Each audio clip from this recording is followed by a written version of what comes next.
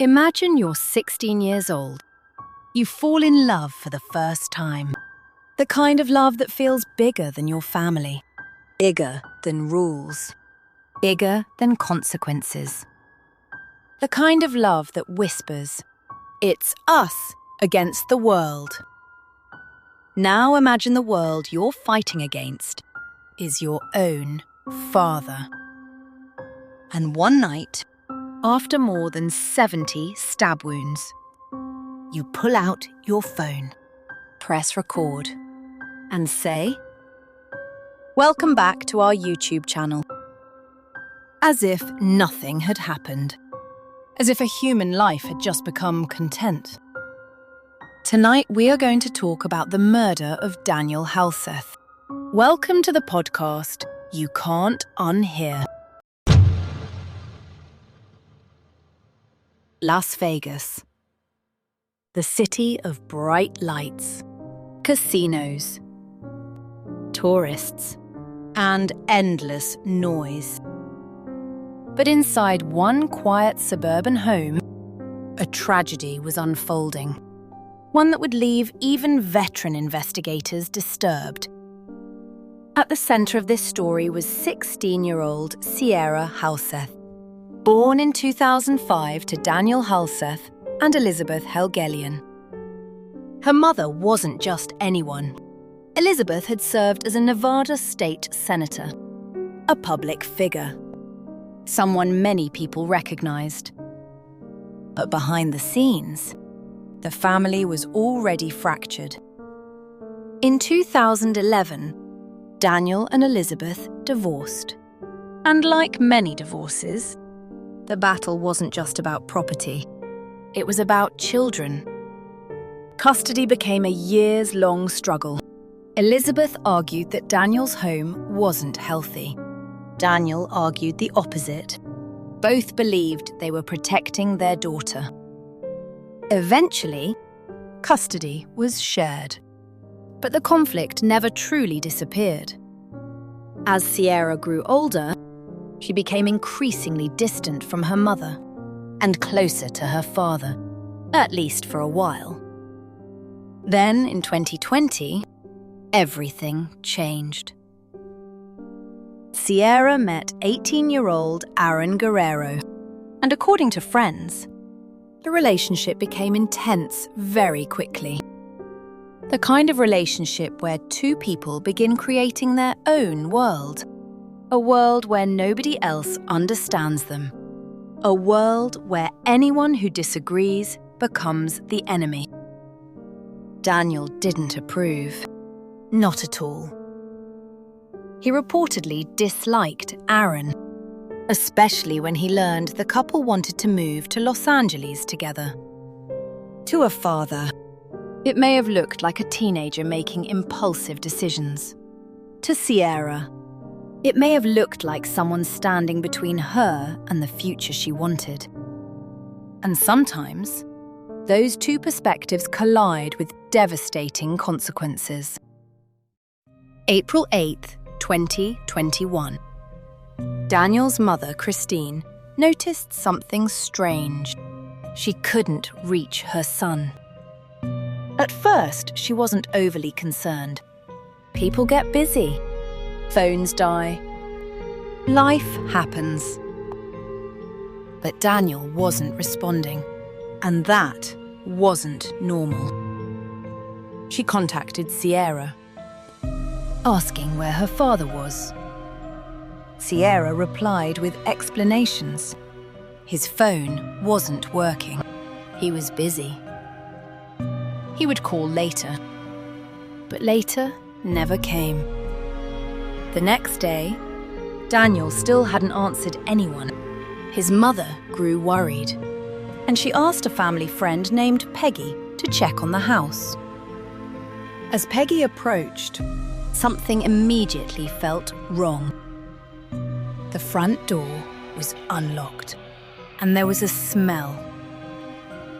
A strong smell, burning. The kind of smell people never forget.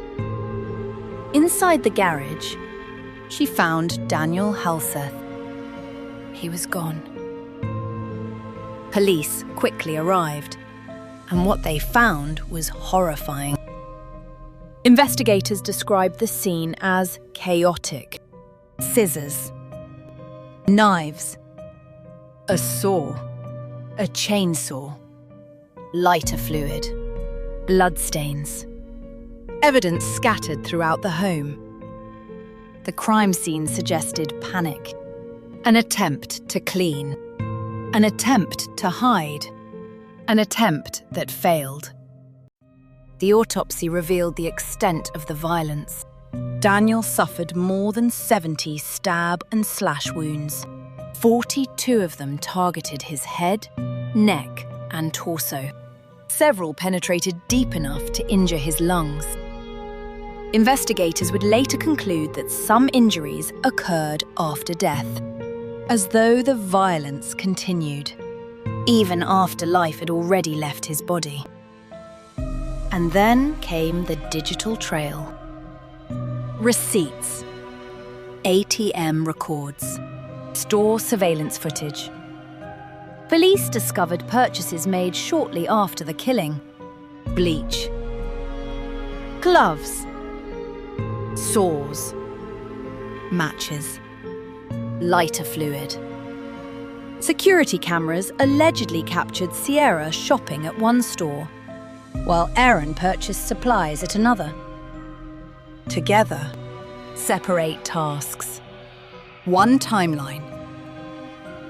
Then investigators learned something else. Daniel's car was missing. A dark blue Nissan Altima. Authorities tracked the vehicle, and soon, the search expanded beyond Nevada. Hundreds of miles away, at a train station in Salt Lake City, Utah, police found Sierra and Aaron. They were trying to reach Los Angeles. Inside the vehicle, investigators reportedly found evidence linking them back to the crime.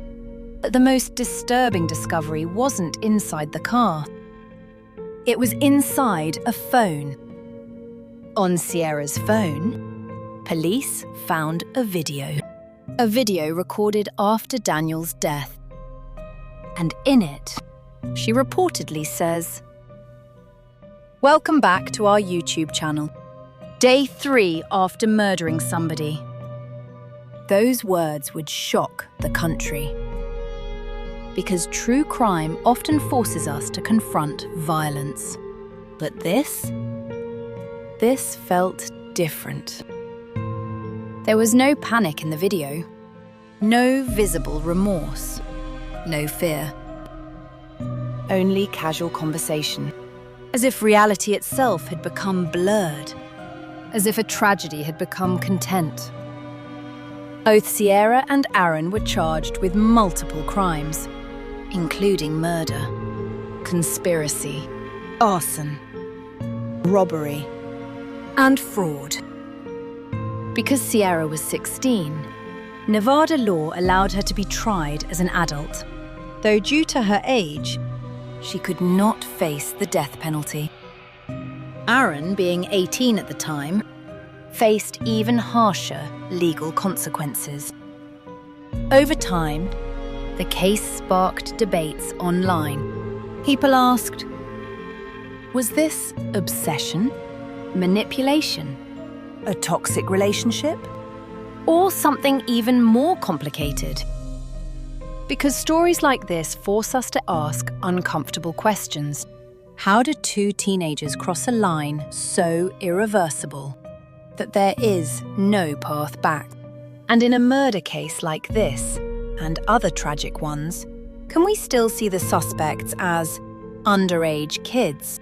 How can someone underage do this? The scariest stories aren't about strangers. Most of the time, they're about the people sitting across the dinner table. Stay safe out there, guys.